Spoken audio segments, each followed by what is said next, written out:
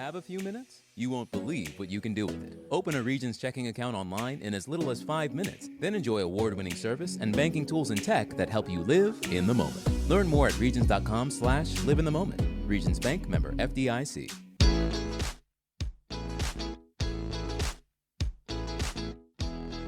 Broadcasting live from the Subaru of Gwinnett studio inside the Gas South Convention Center in Duluth, Georgia, it's time for Gwinnett Business Radio. Gwinnett Business Radio is presented by Regions Bank, Brave the Beginning, member FDIC, and equal housing lender. And greetings and salutations, everybody. It is your slightly annoying host, Stephen Julian, along with the wonderful, fantastic co-host, Harper LaBelle, here on Gwinnett Business Radio, coming to you, as our producer Mike Salmon said at the introduction, from the Gas South Arena Convention District. I'm still getting used to it. Harper, how are you today? Good, wonderful, and fantastic. Yes, I get absolutely. two. Yes, you were so nice 2 to minutes me. in one. You remember that commercial? You were so nice to me in the parking lot. I thought I would. Oh yeah, regale you with we had a kindness. we had a little incident in the parking lot. But yeah. that's that's behind us now, because now we're professionals, and Absolutely. it's time for us to put together a really good show. Well, thankfully, we have fantastic guests. We have two guests with us today from the Atlanta Gladiators.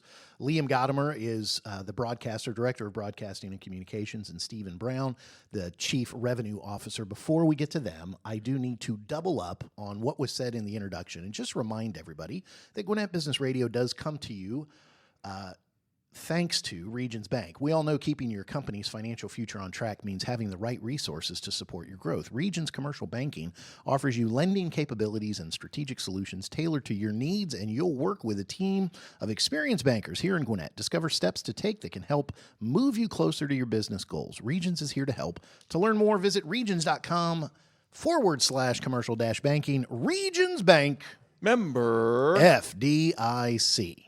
All right, we got that out of the way, and we're glad we get that out of the way because Regions is wonderful, but the other people that are wonderful is Liam and Steve from the Atlanta Gladiators. Welcome into the studio. Thank you very much. Happy to be here. Morning, gentlemen. Pleasure to be here. Fantastic. The Atlanta Gladiators, if people aren't paying attention in Gwinnett, they may not realize the Atlanta Gladiators have been putting on fantastic performances playing hockey here in the Atlanta area for 20 seasons. You guys just celebrated your 20th season. For, anybody that hasn't ever been to a game, tell us what they're missing. Yeah, so we're a ECHL hockey team. Our building can hold up to 10,000 fans. We got close to maxing that out for one of our games this year. We did a Thrashers throwback. But yeah, we celebrated the 20th season. We were the Gwinnett Gladiators, now the Atlanta Gladiators. But nice big 20th logo there in the center ice for the whole season. And, definitely tried to celebrate the season ticket holders who have been with us the whole time. And you were saying a little bit off air, ECHL is one of the minor leagues in hockey. I believe it's 2 levels below the NHL, if I'm around there. Yeah, if we go the baseball route, it would be AA. Okay, and one of the things we were kind of talking about is you might not know a lot of the players. When you come to an ECHL hockey game, it's really about the experience. So talk a little bit about what people would experience or will experience if they come to an Atlanta Gladiators game. Yeah, absolutely. So, we obviously try to put the best product we can out on the ice. As you mentioned, these guys are really trying to make the show, at least get up to the AHL. So, we really try to focus on the fan experience and providing a family-friendly entertainment opportunity here in Gwinnett. So, try to keep those prices affordable. And then, we do different things like we have theme nights. So, again, like we mentioned, we did a Thrasher night. Big one for us is Star Wars night. So we'll fill the concourse with 50 different Star Wars characters. Our 501 Legion partners are great, and they come out. They're all decked out, and there's even a little R2-D2 that's remote controlled coming at you while you're coming through the entrance. So, does Chewbacca get to clean the ice on the Zamboni there? And now, may the puck be with you, or do you say may the force be with you? May the puck be with you. Yeah, may the puck absolutely. be with you. Yeah. No, Chewbacca is that gentleman's on some carpenter stilts, so it's kind of intimidating trying to take a picture with him. He's 4 feet above you. So that's Besides, got to be a tough one to walk around in. I would think one of the Jedi would cause the Zamboni to move by force action. Personally, that would be my Yeah, thought, there's some but- physics. I can't figure all that yeah, stuff yeah. out. The other thing I was going to say is one of the long-standing traditions. I think it's been around all 20 years. Is come let out a little frustration and do the chuck-a-puck, because you might actually win a little something by one of the longest sponsors of the Gladiators, which is Kroger. Talk a little bit about that. Yeah, absolutely. Kroger's are one of our biggest partners. They've been with us since the beginning. So, normally it's frowned upon to throw stuff on the ice. So that's what makes Chuck-a-Puck so exciting. There is the set period of time there in the second intermission. But basically people go and purchase these foam pucks, and we sit there and we number them. We bag them all up pregame. So that does take a little bit of time. But you make your way more towards the center, and we have a big target that has a Kroger, and there's a bullseye in the middle. And if you hold on, that's not a big target. That's tiny. You guys have it's about the size of the face-off circle. Tiny, just a little bit larger than the puck. Big enough for a puck to get into. Correct. It's a little bit bigger than maybe, let's say, the puck, but that's why the prize is so good. So if you get it inside of that that Kroger bullseye, you get a $500 Kroger gift card. Yeah. And then that doesn't happen. I think that happened twice this year. So whoever's the closest, our mascot Maximus will go out there and kind of make the judgment on which puck was closest, and that fan will get to come and claim their $25 gift card. But listen, you're burying the lead. Everyone's a winner if you buy foam pucks and get to chuck them on the ice as hard as you want to, or as high as you want, and you said get close to the ice. There's always people that are trying to chuck them from the top 200 of the level. Yeah, Oh, yeah. I mean, come on, that you're burying the lead there, Steve. Sorry to judge you like And that. there are a lot of people too. I see some phone pucks kind of sticking out of their pocket as they're leaving the game. So Yeah, they pay for them. It's like a souvenir. Take them. exactly, We don't encourage that. That is not. That is not. High school encouraged. football players get one with their number on it, and they take it. Hey, I'm number exactly. 52, and I want the 52nd. All right. Can I have that, and then they lift it. That's a shame. Liam, you have been sitting here just so patient, and yet you're the play-by-play announcer of the Atlanta Gladiators. So let me ask you the most obvious question: where can fans watch or listen to the Gladiators games? So you can watch Gladiators games on Flow Sports, which is a subscription-based video streaming service, or you can listen for free on Mixler. Okay. And you do your basic play-by-play is on both of those, so both the live stream and over the air. So as the play-by-play guy, and this is actually your first season doing play-by-play for the Gladiators, correct? Yes, sir. Okay, sir. My dad. Yeah, that's my dad. Okay, My dad. Liam, come on. So, All right, I'll lighten up a little bit. so you've kind of given it away, Liam. You're not exactly. You are a veteran of doing Atlanta Gladiators games because you've done it this season, but. You're not 49. I'm not. Is that 49. a fair statement? No, I am 24 years old. Fantastic. And you've done some. I mean, you're a play-by-play guy. Talk a little bit about how you got here to the Gladiators. For sure. So I graduated from SUNY Oswego this past May, and I did some play-by-play for their men's hockey team during my senior year. But that's all I had done. So. And that's a short answer. Yeah, but it led to so many other things. I mean, you had a tape, I'm sure, or one. Was there one specific game or a period that you go, hey, I think I nailed it with this? What was the I guess you say in putting your resume together, what was one of the or two of the things that you did that you said, I think I've got this. I'm getting it down. It's funny. So I was working under the sports director at the time for a radio station, and he had to make the decision of who was going to be the play-by-play commentator and who was going to be the color commentator for the season moving forward. And he didn't choose me. He chose the other guy. So I didn't get that many opportunities to actually do play-by-play. I only had 5 games, I think we were talking about before the show. But it was actually one night in Brockport, New York, where, to answer your question, I knew that I had it, and I ended up winning an award for that game. And it was the first game, full 60-minute I had done of play-by-play in my life. I was actually a little sick that night as well, but the flu game. Yeah, when I won the Michael Jordan, Will Chamberlain. The first okay. award Liam, that the first award, Gwinnett Business Radio has been doing this for almost 10 years. The first award we won, we had to create ourselves and just invent. Oh, that's Yeah. perfect. And buy for ourselves. It's a nice little placard. I think Mike has it somewhere. But Empty that's another toilet story. paper rolls that Steven collected over time, and we made Glued them all beautiful together. trophies. Glued them It was- together. It Nice. was a beautiful Looks just night. like a Stanley Cup. It was a beautiful night. Liam, so since doing the Atlanta Gladiators, do you have give us some things that have stuck out doing your first season of play-by-play here for the Gladiators? What are some moments you remember on the ice? Oh my gosh, there are so many moments. I mean, there have been a number of career milestones reached for some of our players. Mike Pellick on February 14th, Valentine's Day, against the South Carolina Stingrays at home, became the all-time leader in games played in ECHL history. The second to last game of the season, forward Cody Sylvester set the single-season goal record in Gladiators history with his 37th goal. So there have been a number of milestones this season, and for me, that's what really stands out, because to be able to display and to communicate, what kind of milestone this is for these players in these moments was really special. Hey, Liam, did it take you long to figure out who the rivalries were, either between cities or between certain players or lines? There's guys that have some past, and some organizations, obviously. So how you got to be the homer, you got to take our side on all of that. What was that like for you? And that was definitely an adjustment period for sure. And my first game was against the Savannah Ghost Pirates, and I mentioned before the show I had come from Savannah, so I had been immersed into the Gladiator Ghost Pirates rivalry in the Battle of Georgia for the first year of the Ghost Pirates, and there were a couple of line brawls when I was doing live cut for the Twitter for the Ghost Pirates side, and that's when I knew that the rivalry was really intense in the first year for the Ghost Pirates. And again, it was definitely an adjustment to become a homer for the Gladiators, but I feel like I've made that and definitely bring the excitement to the broadcast, which is if something you have I want fans to enjoy.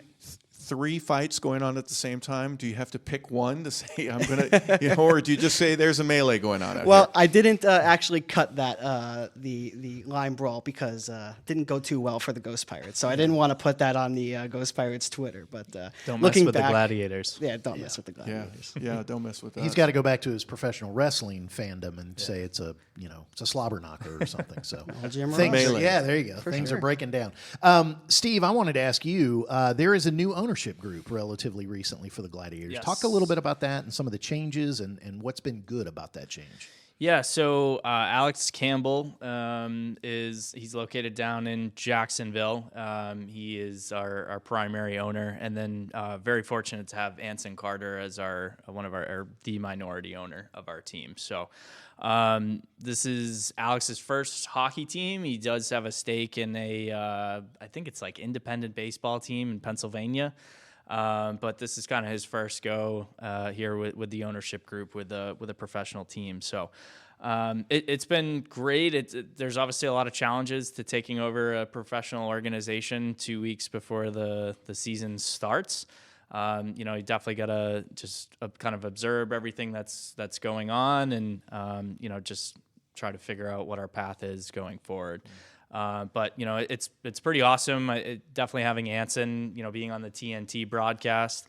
We've gotten some extra, media attention because of that. I think he put our Blues Clues jersey up there. I think we got on ESPN with that Nickelodeon jersey. I remember that. Yeah, yep. So it's been nice having him pushing, and he's here at whenever his schedule allows. That guy, I can't even imagine what his frequent flyer account looks like, but so he's here a bunch, and we're working on some great projects right now. So our show is called Gwinnett Business Radio. We spotlight and highlight business leaders in and around the area, and there's a lot of business leaders here in the Gwinnett area and Metro Atlanta area that listen to our show, and so I want to give you, Steve, as Chief Revenue Officer, just an opportunity. I think a lot of business owners, especially those that have maybe had other experiences around sports or youth sports or whatever it is, there's so many different levels, and they may first think, well, there's nothing for me with the Gladiators. There's no way that I can. Okay, maybe I'll get some tickets, or maybe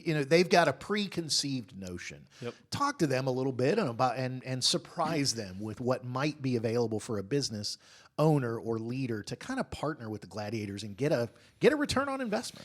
Yeah, of course. We're always looking for sponsors. That's a big focus of mine. That was one thing that was really attractive for me to with this position. I was kind of the final frontier of my career was the corporate partnerships portion of it. So unfortunately, the Atlanta Gladiators are last in the ECHL in that category, but we are in the largest market and probably one of the best media markets in the entire country. So there's a lot of opportunity for growth, and I think that's what our main kind of focus is growing the team, growing our organization, growing our relationships within the community. So, we didn't coming off of COVID, the players, normally they're out in the community a bit more. We're building out a big focus with schools right now, trying to get the players to be able to go out, go read to kids, show up to field day, do career days, things like that. So, really just trying to push those guys out into the community. No one wants to see my ugly mug at a event. So, but in terms of working with businesses and things like that, like, there are opportunities to get in front of thousands of people that are local here. So, as I think everybody knows, and I'm learning as I've lived here now, is, there's definitely a difference between Gwinnett and Midtown Atlanta, right? So great opportunity if there's local businesses here. Like, we've had conversations with the chamber. It's definitely one of the most impressive chambers in the country. And, we definitely want to get involved there, but just opportunities for people to get in front of maybe a different demographic that they haven't thought of. We're doing the best that we can to raise the attendance numbers. Since we got in here, I think we upped the number by about 1,000 people per game from, November when I started to the end of the season. So we're definitely just trying to get more eyeballs on the product and more opportunities for people to, bring in new customers. And I'll just add one quick testimonial. I have a son who's on the autism spectrum, and there's a group, Spectrum community group, does autism support, and they had a night. Fantastic. Yep. Just Yeah, what a of course. wonderful, and there were some accommodations made Yeah. by the Gladiators and by the arena, and we were so thankful, and just great night hanging out with the group that we're a part of. Stephen Brown, the Chief Revenue Officer with the Atlanta Gladiators, is visiting with us. And Stephen, one of my questions is, when you take the Ben Franklin T-chart where you've got assets and liabilities, the liabilities of a professional team anywhere, you got to feed these guys. Yep. You got to find a place for them to stay, the lease itself for the building that you're in. So your job obviously is to help offset that. How are some of the things you're load lightening in terms of your ability to find other ways to bring in additional revenue for the club? Yeah, of course. Like, it's, I think that's one of our main focuses this summer as well, is taking a look at where the expenses were at. They were a little out of control with the previous group.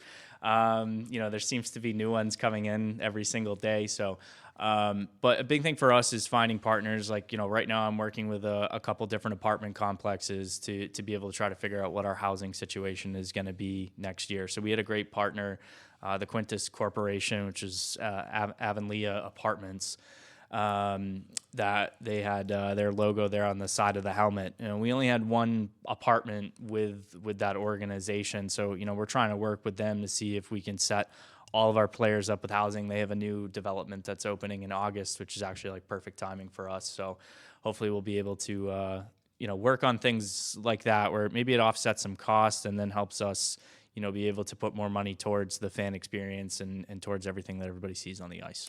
Well, not that they would at any of the home games, but I'm noticing on Dash, we can talk a little bit about that if you don't mind, that for the collector or somebody who's just you can go all throughout the ECHL and you can bid on some of the different items from other clubs as well as ours, expressed to somebody who may not know anything about what Dash is, and kind of fill them in. Yeah, so Dash is an online platform that's a partner with the ECHL. So during the season, when we have these specialty jerseys, we'll do auctions after the game where people can bid on, the players come up, they'll take the jersey off, they'll autograph it, you take a photo with them.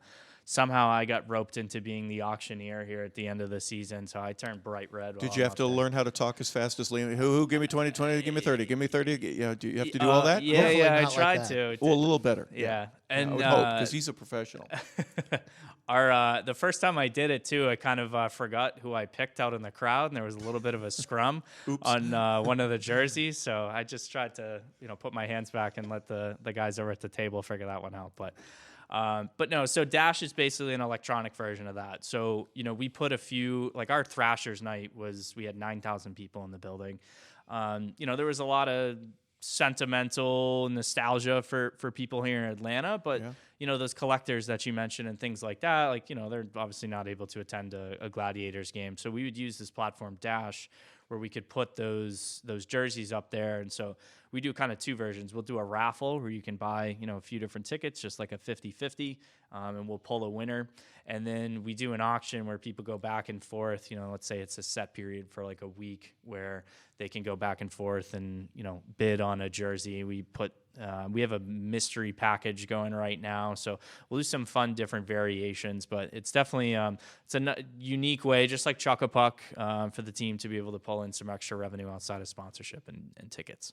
Do you borrow from what other clubs are doing in terms of ideas that work in some smaller markets that turned out to be successful? But I would imagine Atlanta's a little more difficult because it's not just a one horse town. There's so many other things that are going on. Correct. Yeah. No. And that's actually my favorite part of the ECHL and why I've wanted to stay involved. I've been working in professional sports my entire career. I never really considered, minor leagues until the opportunity I had with the Maine Mariners popped up. But then once I got into the ECHL, I think it's been the most collaborative league that I've worked for. We do all sorts of like league meetings and things like that, but I can reach out to the Reading Royals and talk about their racing night. I can reach out to Worcester and figure out how they work with their booster club at the level that they do. So, these teams are just so happy to be able to share ideas with each other because we're all kind of fighting the same battle, even though we're in different markets. So, but then, we look up to the big guys here in the market, the Braves and, Falcons and United. That's a big thing. Like, we've made a change here in our arena next year. We're building something called the Lions Den. So we're flipping the shoot twice side to where there's more fixed seats inside of the arena. I'm a huge soccer fan. Like, I want to try to bring that rowdy energy that what's the group that's behind the goal called? The crazy people. Well, the supporter the supporter section. So like seeing something like that's very successful in soccer, we're going to try to build that in our Lions Den where everyone has matching jerseys and our fans do a great job already having like natural chants that come out during the game. So telling the goalie sucks. Yeah, exactly. It's a great one. Yeah, so we want want flags and banners and stuff that really in Calgary for years. Mike, you might remember this.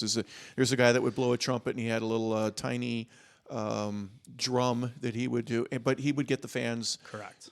It was almost a badge of honor to have him go to your section and to be able to cheer for the club. Yep. During those quieter moments where something needs to happen and the fans need to become more involved. Yeah, exactly. And when we talk with the players too, like they try to say like, oh, it doesn't matter on the crowd size, but like we all know it does, especially in the third period if it's tied down by a goal, trying to grab that energy. It helps to have a rowdy crowd, and that's what we want to build. We want it to be a family-friendly environment, but we want it to be, a rowdy, family-friendly environment. Liam Gotimer, who is the director of broadcasting and the play-by-play guy, and Steve Brown, the chief revenue officer for the Atlanta Gladiators, are here in studio. Liam and Steve, I don't know if you recognize just how monumental this is, but our producer, Mike Salmon, has a question, so I'm going to get out of his way. I don't know why you say that. Steve and I are bosom buddies now because he's a Bruins fan as well. So you're outnumbered, Harper, and you're outnumbered, Liam, as well. Yeah. Two Bruins fans against one Rangers and one Kings. Hey, how'd you play last night? What happened last night? 6-3? I don't know. That's all right. We were just giving Bergeron the second game off to rest. As we could tell, we didn't really win any face-offs, so that was definitely kind of our. And it'd be great if we stopped turning over the puck right in front of the goal. But we'll be back. Playoffs just began. Give us a second here. Okay. Obviously, we try to keep these shows timeless because they live in infamy and in podcast heaven. But there is an event coming up on the 30th that I want to at least give some people. If you listen to this before April 30th, 2023, you guys got an open house coming up, Steve. So wanted to give you an opportunity to talk about what's going to happen there and what people can expect and why they should show up for that. Yeah, absolutely. So with kind of all the changes that we've made to the seating map, we've kind of had to move some sections, take some sections away, flip-flop the ice. So this is going to be the first opportunity. We just had our deadline. It was April 17th for people to be able to renew their season ticket package and keep their same seat location. So what we'll do for this open house is we set it up in it's basically 2-hour increments for our bigger package holders to come first and have first dibs. But we'll go through and tag every open seat that's available inside of the arena. And then they can make switches, they could upgrade, they could add extra seats. And then we also set the final 2 hours for new business. So anyone who's listening out here, if you would like to join us for Gladiators games the next season, we do have an opportunity to be able to come out. I'm a big fan of test driving a seat. You never know if there's going to be a bar or a window pane or something like that you didn't think about. So you just make sure that you have the seat location that you like. And then the cool part about this as well is we do a big locker room sale at the end of the season. So it's a lot of used gear, hockey sticks and equipment and things like that. And then we'll also discount some of our merchandise. So we kind of got two separate events running at the same time. I think one of the things that I would like to, one of the things I'd like to bring up is that, so that open house is a fantastic opportunity, especially for personal, individuals who want to have season tickets. But I'll give one shout out to the business owners, kind of coming out of this weird 3-year period of COVID and all that. I think I have a business owner friend who we were just talking about kind of getting season tickets for ourselves, but also it's such an easy way to thank your clients, such an easy way to entertain potential clients. It's such an easy way to just kind of give back. Correct. And so, business owners in this area, come to the open house and pick some seats and start doing some things back for your client, because I think we kind of forgot about getting back together, and we're kind of getting out of that fog at this point. So. Yeah, and you harped on clients there, and that's definitely a big part of it. I think the biggest shift that I have seen coming out of COVID is actually employee appreciation. The job market is very tough right now. I think everybody understands that. So what are you doing to keep top tier talent to stay at your organization? How are you recruiting top tier talent to, maybe leave one of your competitors to come join you? So I think that's the biggest shift that I have seen on the sales side of things, of how people are utilizing their tickets. Like, of course, you have big clients and things like that. You want to give them tickets. You want to have glass seats. You want to, do those unique experiences. But, just thinking about those people who are there every day for you and making sure that, maybe they can take their family out and have a good time. And if I could take it even beyond your team, you're located here in the Gas South District. You're in the arena, and thanks to another team, the Swarm, you can pretty much have a nice sporting experience year round. Yeah, of course. And it's very affordable and a great opportunity. Liam, I was going to kick it back to you for a question. You described the action on the ice for both the live stream and over the radio. Talk to the fan who hasn't yet gone to a Gladiator game or hasn't been in a while. You're trying to describe the action. What are they missing out on that you get to see every game and that they need to come see? I mean, it's great listening to you, but you're trying to also draw them into the arena. Talk to them about that. Absolutely. And, you never know what you're going to get out of the ECHL, right? It's really just an entertainment hub for hockey fans. And I think when you come to a game, you don't know what you're going to see. You could see a hat trick. You could see a shutout. You could see a huge brawl like we were talking about earlier. So from my perspective, from the broadcaster's booth, I never know what I'm going to get. And I think from the fans' perspective coming to a game, I think that's something that's definitely interesting for them as well. Yeah, if you don't mind, I was going to interrupt Steven, who was I already don't leaning into the mind mic, at and all. wait. Each of you would have probably a different experience, but I know mine.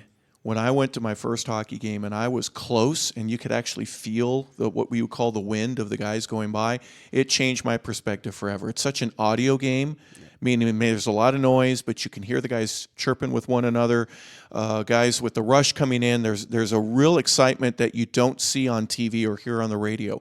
What was it for you that captured hockey to where, wow, I really love this and I want to do it? And you're up 1,000 feet sometimes, as far away as you can be, but other times I think you're a little bit closer to the ice. What's the experience been like for you, Liam? And then when you're done, if you don't mind, Steven, given your, what was that golden moment that each of you had to fall in love with the game the way that you have? Well, again, obviously it depends on different arenas where I'll be broadcasting the game from, but as far as Gas South, I am very high up, so it definitely gives off a different experience. But for me personally, what got me into hockey, the 2012 playoffs and the Rangers run to the Eastern Conference Finals, and where they lost to the Devils. But really, of course, that's watching it on TV. But when I tell to the new hockey fan or to the fan that has never watched a game before, I said, okay, if you watch it on TV, you're going to get one experience, but if you go and see it in person, it completely will open your eyes into how great of a sport hockey truly is. So that's what I would recommend to people who have never watched the sport before. Go to a game, do exactly as you described. Try to sit as close as you can. Feel that wind, feel that atmosphere, and really fall in love like so many people have, and me included. Steven, your experience? Yeah, so I think when I first started watching hockey, this is kind of weird to say, but that noise that the puck makes when it goes tape to tape, I just was so like entranced by that. I think when I was younger, it was definitely a lot of Dallas Stars and Colorado Avalanche that seemed to be on national television, I think with the Red Wings as well. But then obviously being a Bruins fan, having that on the local broadcast. So, just amazed by the speed of the game, and then getting into like the professional career. I think hockey is the best sport to go to live. It's the most uninterrupted with commercials. It has the most fast action. The fans it's almost like a cult a little bit. Like it's just such a different fan base than really any of the other sports. And then, you guys were just talking about like angles. I definitely think there's kind of two different versions of that. So when I'm sitting to watch a game, I actually like to sit at the top of the like center section. So I think it gives you a little bit better of a view of the ice. But if you go down maybe 20 rows and you're within the first, 10 rows of the glass where you're looking through the glass the whole time, I do feel like it's almost a completely different experience. So definitely try out like a couple behind the net. Yeah, When you're behind the net, you can see oncoming rushes or how plays develop in a different manner. So there's really not a bad view. Some people like the corners. Mike, what do you like? Yeah, I was going to say, Harper, you've created a fantastic question. I Mike, actually, your as experience. a guy that's played a lot of hockey, I actually enjoy the corners. I like to see the plays develop. Yeah. And so some experienced hockey fans like the corners, as you kind of mentioned, Harper. Because I think you from know the that corner, as well. what you can see things. You can see the whole ice surface. You can see the play develop. You can see where players are going and where they are, and hockey players are always kind of thinking ahead of where the puck's going to be, not where it's at right then and there. As the most novice hockey fan who grew up here in the South after the Flames had left and before the Thrashers got here, but yet someone who has gone to a couple dozen games over my life, Steve, it's interesting you mentioned the fan, because I believe. I grew up a professional wrestling fan. My kids developed that love. The thing about professional wrestling that's amazing is how participatory, how the fans are a part of the show. Yeah. In hockey, the fans are more a part of the game than almost any other sport. And it isn't just cheering. It's the chants. It's the things they love and respond to that other sports don't have. The Atlanta Knights, yelling night in the middle of the anthem. That hung on for a decade. We get that at our games. Yeah, I know you do, right now. because there's old Knights fans that are there. Yep. And the telling the goalie he sucks. And so I just think that's what, and to me, it was an Atlanta Knights game in college. And before that, my senior trip in high school, we went to New York and we went to a Devils game. And I remember distinctly sitting in that arena very high and going, I've never experienced a fan scenario like this. And it was different. And Harper, you kicked it off, but you didn't get to give any detail. What you said, it was sitting close to the ice the first time you. Well, there are certain reflections that people have. I have a neighbor who got to sit in the corner of the Lake Placid USA Russia game. Oh, wow. And so I'll every now and then just ask him to bring that up. And because of the significance of the game, I think that. And I don't know of many others. America had a chance to really grow the game from there because we did something that we weren't expected to do. And I'm not sure I don't know how you measure that. But when you stop to think about it, There are teams in LA, Anaheim, San Jose, Dallas, Phoenix now that never existed before. So I think the game has grown, and you're a part of that, both of you, in a way that it may not be incremental changes that you see where we sell out every week, but, that's obviously the goal, isn't it? Your expectation? Yeah, and the South Division that we're in, that's the best division in the ECHL. It's the deepest. Ourselves, Orlando and Savannah didn't make the playoffs in our division, but I think 2 out of the other 3, if we were in 2 of the other 3 divisions, we would have made it. You would have qualified, yeah. Yeah, so it's definitely the deepest, and it's great to watch hockey grow the way that it has. I went to Arizona State. We were the fastest team to go from having a club team to NCAA. Now that's where the Coyotes play. Yeah. Which, by the way, we outsold the Coyotes and the AHL team that we are affiliated with this year. Just saying. Well, and there are a lot of Quebec kids that can barely speak English that don't mind going to Arizona to go play it's hockey, not right? a bad place to go. A lot of blondes yeah. to attend some of the games too. Yeah, it's exactly. It's a you win-win get situation. to go to Mill Avenue after. Let's see, Winnipeg in February or Arizona? Negative 40 or like nice 92 degrees. Sounds great. But no, it's definitely popping up. It's growing in the South. Like, look, we're in football country. Everybody understands that. We'll never top out the Georgia Bulldogs, but that's a big focus for us. Is starting to work more with youth hockey organizations, because that's how you develop the fans. So, we have the Forum. There's, I think, there's 5 rinks that are, here in the Atlanta area. We are going to try to have one of our own. We would like to be able to have, a practice facility, be able to have a junior gladiators program and be able to really, carry fans from being, 5 years old up until 18. So, that's an ultimate goal for the organization, is to be able to get in on the grassroots. Will Liam be announcing the 6-year-old Mighty Might game? Yeah, we gotta get put him to work. Yeah. We gotta get some more broadcast hours under his belt. So I would love get to. Absolutely. Let me ask a serious question. Wait, listen, we were doing the philosophy of hockey about 5 minutes ago. How more serious can you get? Harper started going down a rabbit hole. But Steve, you came in November, you said. Yes. You've had a year now. Obviously, you get here, everything's kind of already in motion, so you just keep it going. You don't get a chance to kind of put your Steve look on whatever. I'm sure you've had ideas of what you'd like to change. What can we expect maybe for the 2023-24 season that we did not see? Something that you might want to bring to the Gladiators? Yeah, I mean, the biggest thing that we've done is the change to the seating map. So just one thing that we haven't talked about is we had some goal zone seats. We're getting rid of those. We're actually building some suites that are down on the ice. So we now have the ability, it's going to be like 4 bays that are all connected with each other. So, one thing we get a lot of is businesses that have a large group. We can give them normal seats, but they'd like to have maybe that all-inclusive food and beverage option. Or a club level seat is so far away that they don't get the experience that we were talking about a little bit earlier. Exactly. Yeah. And these bays, we're going to call them ice boxes, if there's a sponsor attached. So if anyone's listening and they would like to sponsor those, hit me up.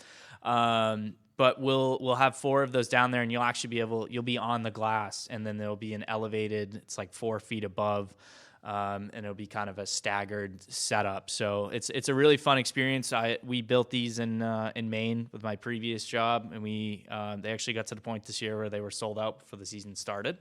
So it's a great opportunity. You have like the friends and family group that'll do those as well, but then businesses with clients and employees, things like that.